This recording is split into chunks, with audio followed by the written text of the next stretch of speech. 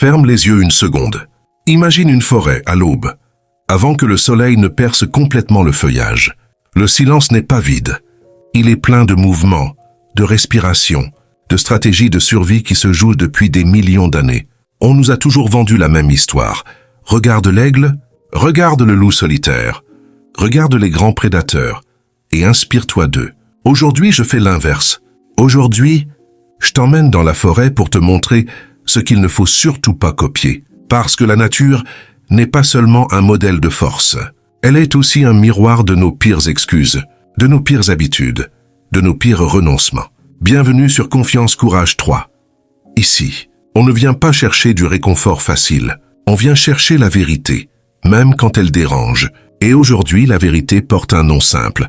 Négation. Négation de la facilité. Négation de l'excuse.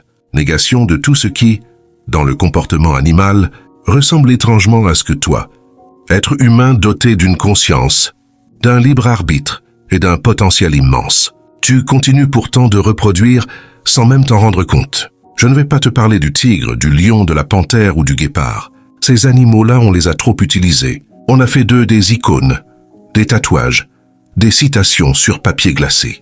Aujourd'hui, je veux te parler d'animaux qu'on regarde à peine, qu'on trouve parfois ridicules, lents, peureux ou vaniteux, et qui pourtant nous enseignent, par la négative, ce que doit être une vie de courage. 7 créatures, 7 comportements à ne jamais adopter, 7 miroirs tendus devant ton reflet. Pourquoi choisir des animaux qu'on n'attend pas? Parce que la force brute du prédateur nous fascine, tellement qu'elle finit par nous aveugler. On admire le rugissement, la vitesse, la mâchoire puissante, et on oublie que la majorité de nos échecs quotidiens ne ressemblent en rien à un combat contre un adversaire féroce. Nos échecs quotidiens ressemblent bien davantage à un mouton qui suit le troupeau sans réfléchir, à une marmotte qui reporte indéfiniment le moment d'agir, à un opossum qui se fige de terreur, à un lièvre trop confiant qui s'endort, à un hérisson blessé qui refuse de se rouvrir, à un paon obsédé par son image, ou à un écureuil qui s'agite dans tous les sens, sans jamais bâtir quoi que ce soit de solide. Voilà pourquoi ce script existe. Voilà pourquoi il va te confronter, animal après animal, à des vérités beaucoup plus proches de ta réalité que n'importe quel rugissement de fauve. Accroche-toi, parce que ce que tu vas entendre va peut-être te mettre mal à l'aise. Et c'est exactement le but. Commençons par un animal qu'on méprise silencieusement, sans jamais vraiment comprendre pourquoi il nous dérange autant. Le mouton. Regarde un troupeau de moutons en mouvement. Il suffit qu'un seul individu change de direction pour que tous les autres suivent, sans réfléchir, sans interroger la décision, sans même savoir où ils vont. Des observations sur le comportement. Grégaire ont montré qu'un mouton peut suivre un mouvement de foule, jusqu'à sauter dans le vide si celui qui le précède saute, même quand l'obstacle a disparu depuis longtemps.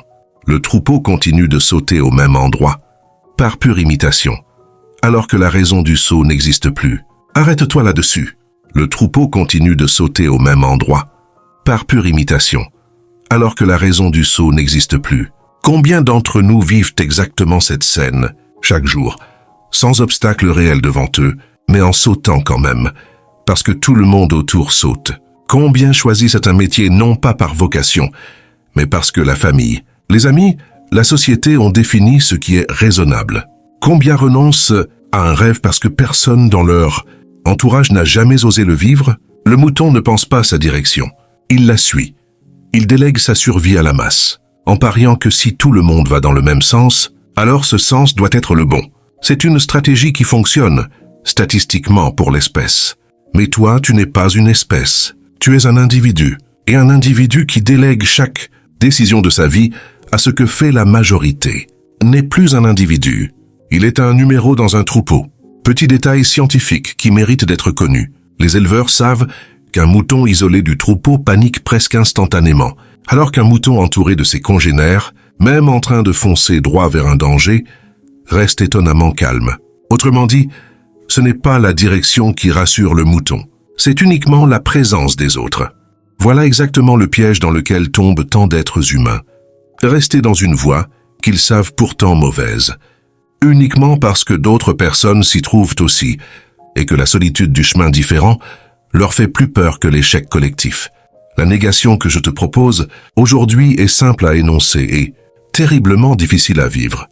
Refuse de sauter uniquement parce que les autres sautent. Avant chaque grande décision de ta vie, pose-toi une question brutale. Est-ce que je fais cela parce que j'y crois? Ou est-ce que je fais cela parce que c'est ce que tout le monde fait? Si tu ne peux pas répondre avec certitude, arrête-toi. Regarde l'obstacle. Regarde s'il existe encore vraiment. Ou si tu es simplement en train de sauter dans le vide par habitude collective. Exercice concret à retenir. La prochaine fois qu'une décision importante se présente à toi, isole-toi volontairement du bruit ambiant pendant 24 heures.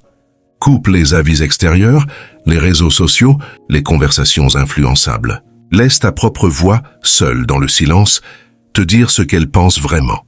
Si après ce silence, ta décision reste identique, alors tu sauras qu'elle t'appartient réellement, et non plus au troupeau. Le courage, la vraie confiance, ce n'est pas de sauter plus fort que les autres. C'est parfois de s'arrêter net, seul au bord du troupeau, et de dire « moi je ne saute pas ici, je vais voir plus loin, et tant pis si je marche seul pendant un moment, parce que marcher seul dans sa propre direction vaut 1000 fois mieux que courir en groupe vers une falaise que personne n'a le courage de questionner. » Deuxième animal, la marmotte.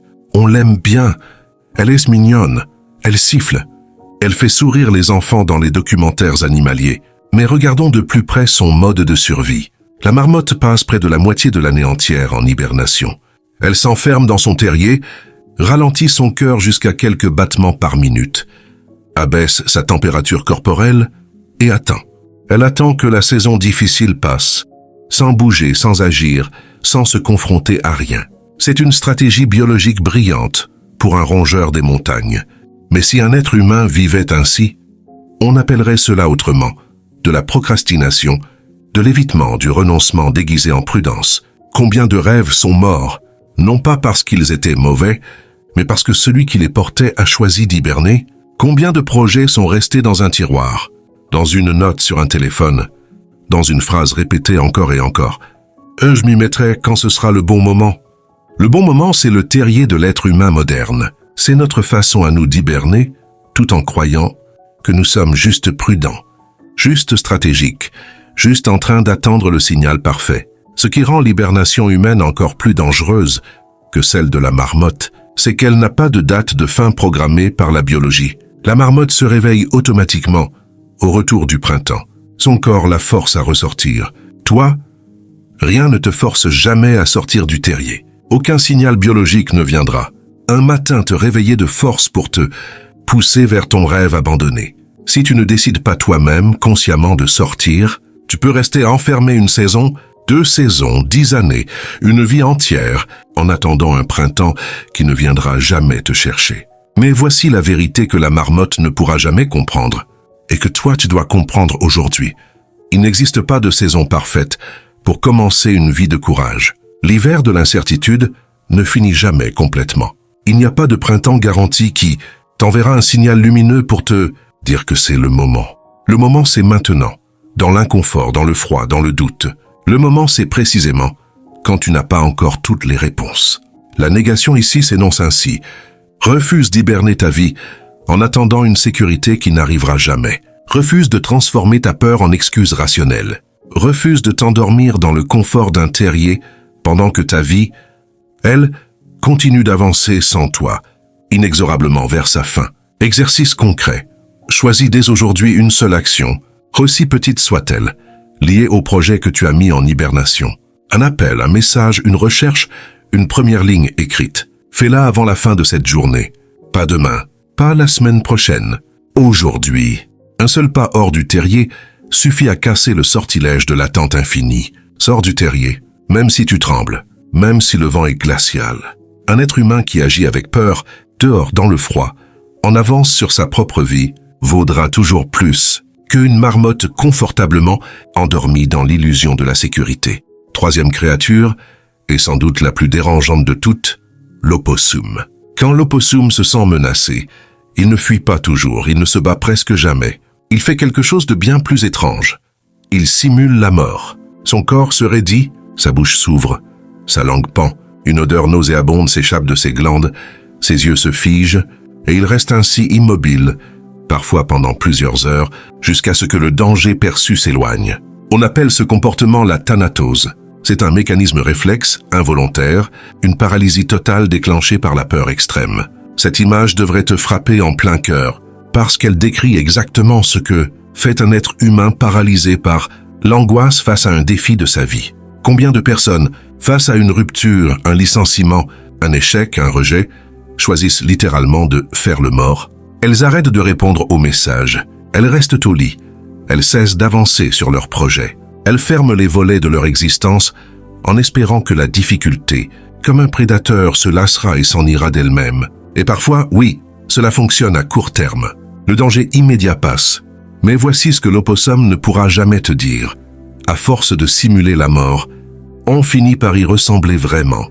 Une vie faite de périodes prolongées d'immobilité face à chaque difficulté naît. Plus une vie, c'est une succession de morts temporaires, de plus en plus longues, de plus en plus profonde, jusqu'au jour où l'on ne sait même plus comment se relever.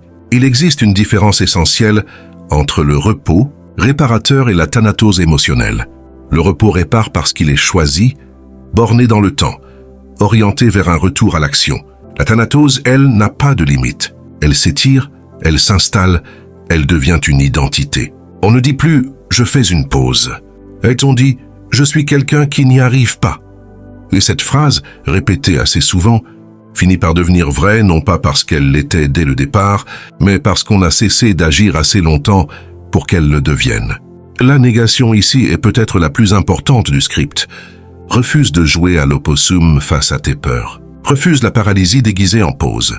Il existe une différence immense entre se reposer stratégiquement, en pleine conscience, pour revenir plus fort et s'effondrer dans l'immobilité par pure terreur, en espérant que la vie t'oublie.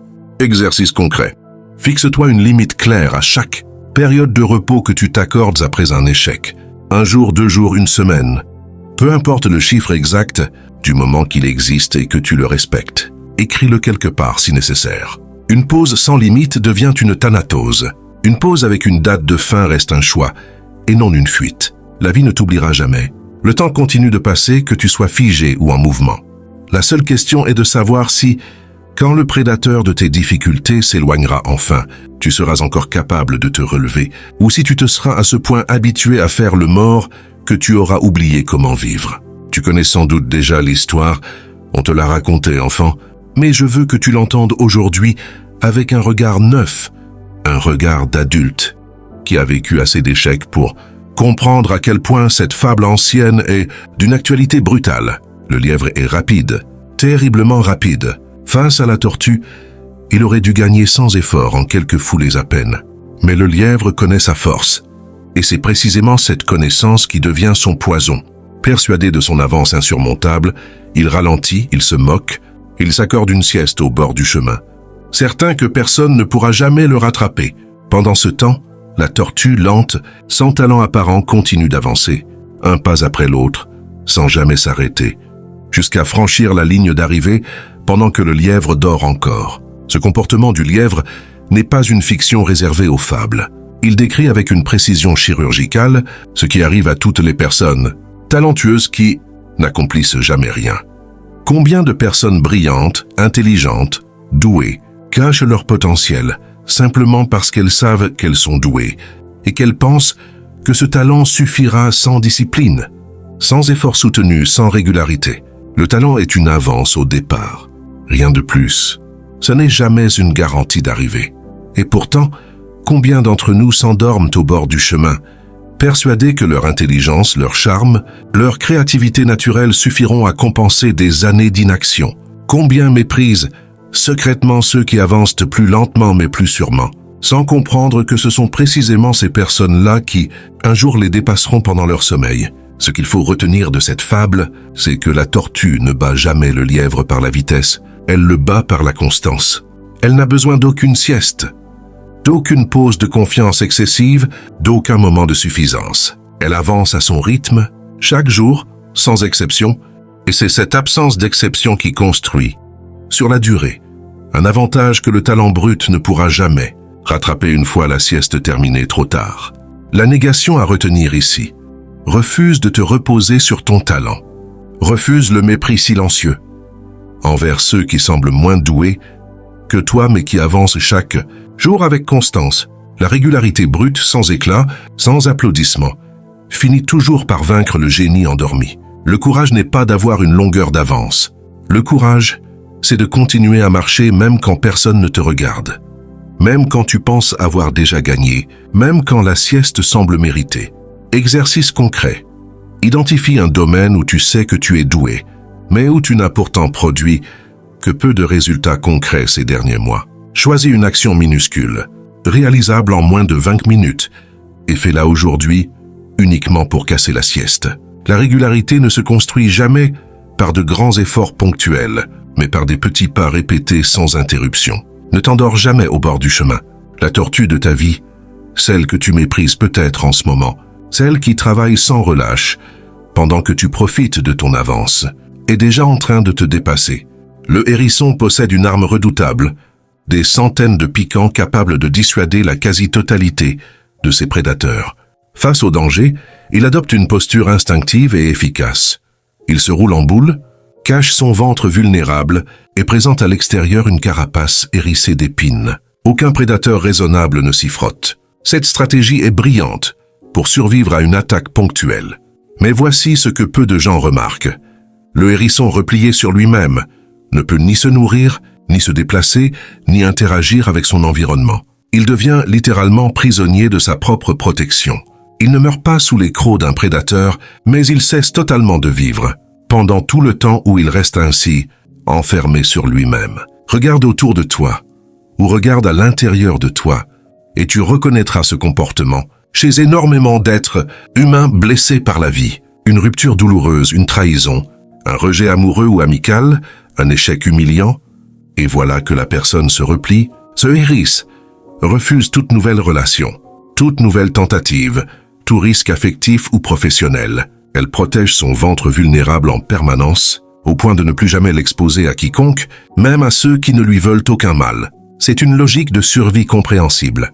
Personne ne devrait juger la douleur qui pousse à se protéger. Mais la vérité dérangeante que je dois te dire aujourd'hui, c'est que vivre en permanence recroquevillé, piquant dehors, cœur caché, n'est pas une vie. C'est une prison que l'on construit soi-même, brique après brique, piquant après piquant, jusqu'à ce que plus personne, même les gens bienveillants, n'aient envie de s'approcher.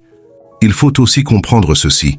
Plus le hérisson reste longtemps en boule, plus il oublie comment se dérouler naturellement. Le réflexe défensif, à force d'être maintenu, devient une posture par défaut plutôt qu'une réaction ponctuelle. Chez l'être humain, c'est exactement pareil. Plus on reste longtemps fermé après une blessure, plus l'ouverture redevient difficile, non pas parce que le danger extérieur a changé, mais parce que le corps et l'esprit ont désappris la confiance.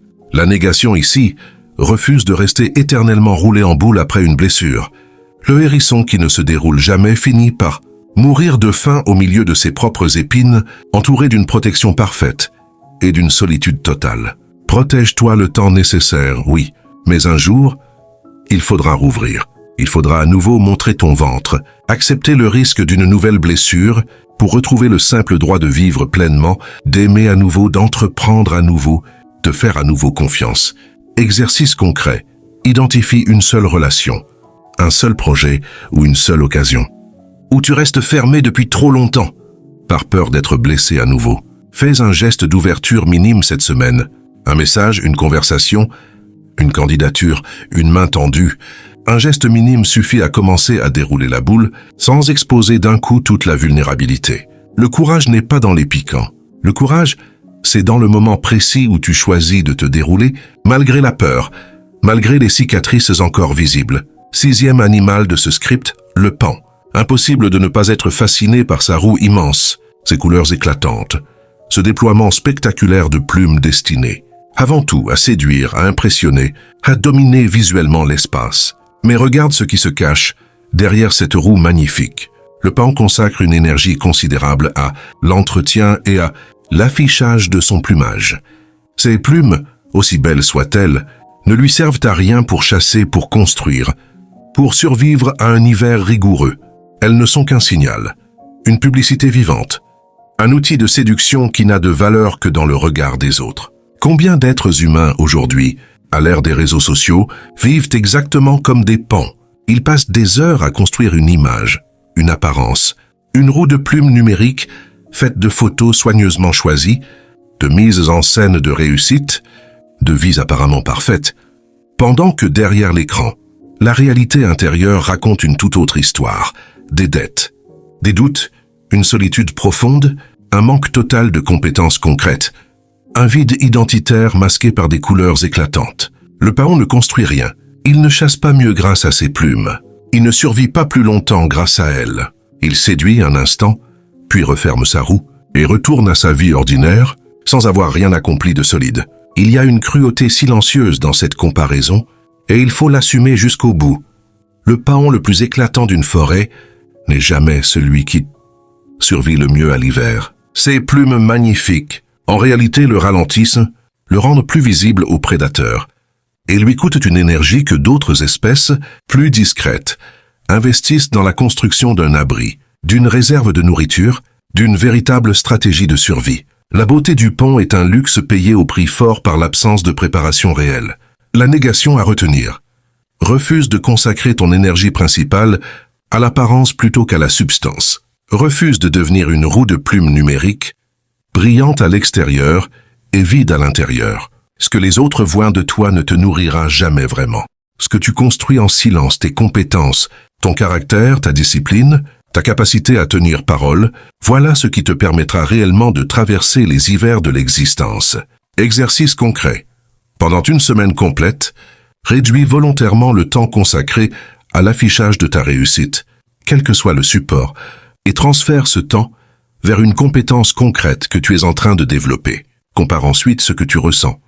La satisfaction née du regard des autres ou la satisfaction née de ta propre progression réelle. Il ne s'agit pas de te cacher, ni de refuser toute mise en valeur légitime de ton travail. Il s'agit de ne jamais confondre l'affichage avec l'accomplissement. Construis d'abord la substance.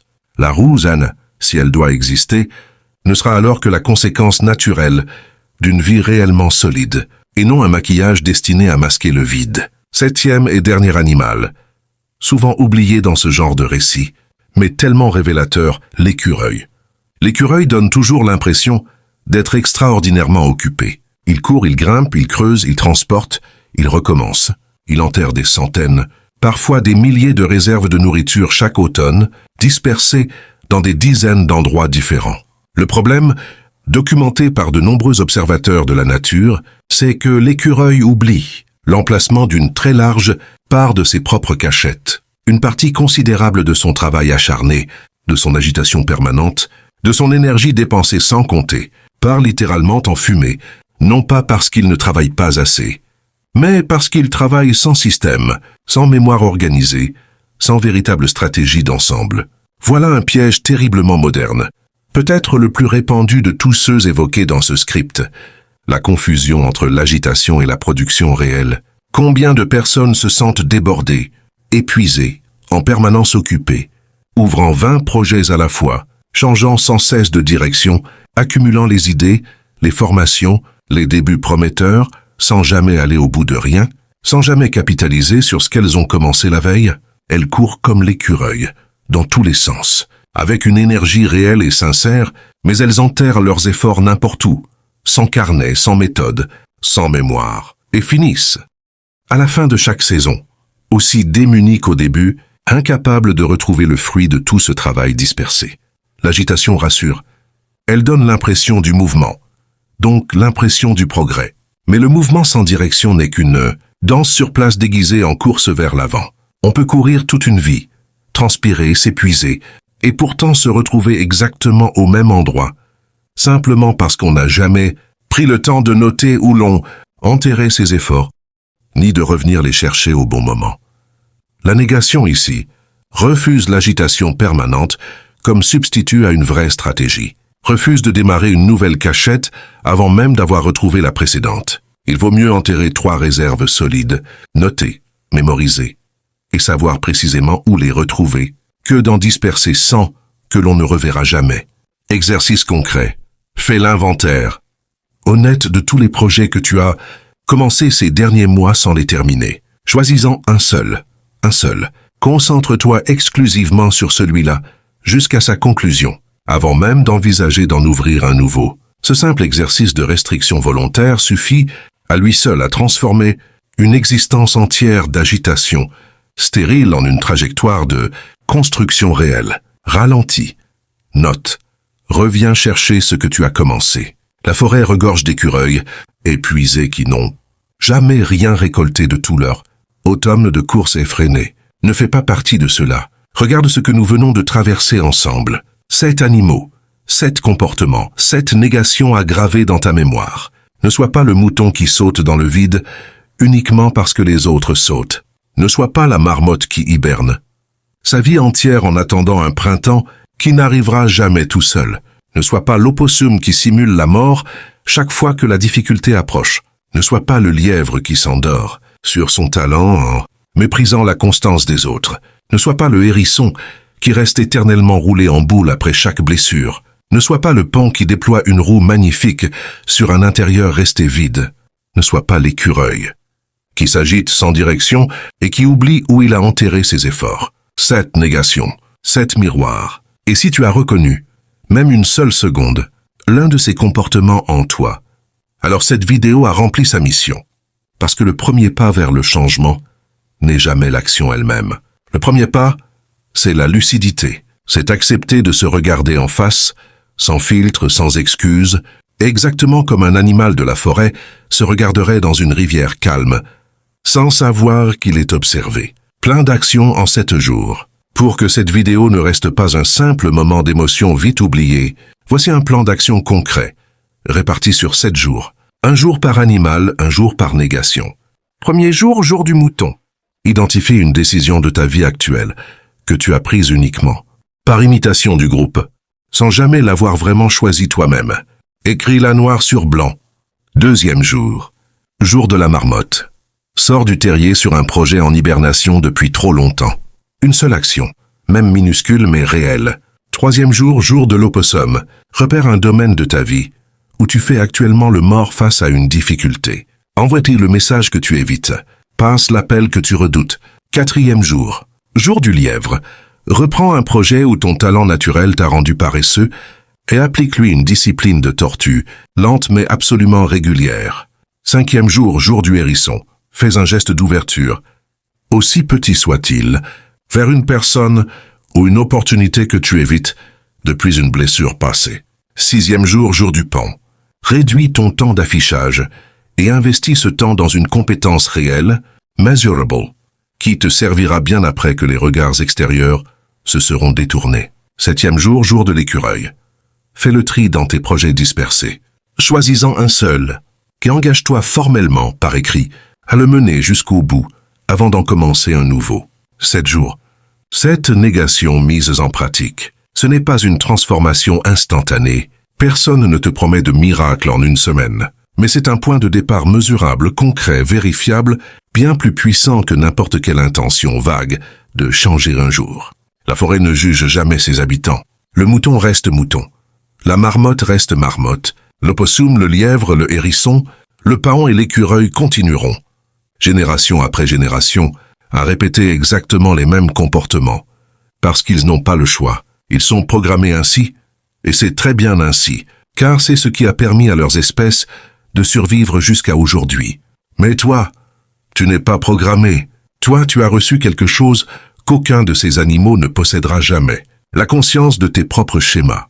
La capacité de te dire, en plein milieu d'une journée ordinaire, je suis en train de faire comme le mouton. Je vais m'arrêter. Je suis en train d'hiberner comme la marmotte.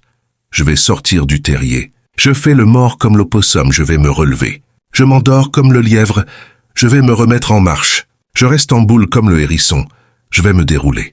Je déploie une roue vide comme le paon, je vais construire quelque chose de réel. Je m'agite comme l'écureuil, je vais choisir une direction et m'y tenir. C'est cela la confiance, c'est cela le courage. Ce n'est pas l'absence de peur, ni l'absence d'instinct animal en toi, car cet instinct existe. Il est ancré profondément, hérité de millions d'années d'évolution. Le courage, c'est la capacité à reconnaître cet instinct et à choisir, malgré lui, une autre direction. Alors aujourd'hui, avant de fermer cette vidéo, je te pose une question simple. Mais je veux une réponse honnête. Dans ta tête ou même écrite en commentaire, lequel de ces 7 animaux vis-tu le plus en ce moment de ta vie? Le mouton, la marmotte, l'opossum, le lièvre, le hérisson, le paon, l'écureuil? Nomme-le, regarde-le en face. Et à partir de cet instant précis, commence même petitement à faire l'inverse de ce que cet animal ferait. Si cette vidéo t'a parlé, si elle a touché quelque chose de vrai en toi, abonne-toi à Confiance Courage 3. Active la cloche de notification et surtout, partage-la avec quelqu'un que tu sais actuellement rouler en boule, endormi sur son talent ou figé dans le silence d'une fausse mort. Peut-être que ces quelques minutes suffiront à le réveiller. Exactement comme elle, je l'espère, viennent de te réveiller, toi. La forêt continuera de tourner sans se poser de questions. Toi, à partir d'aujourd'hui, tu as le choix de ne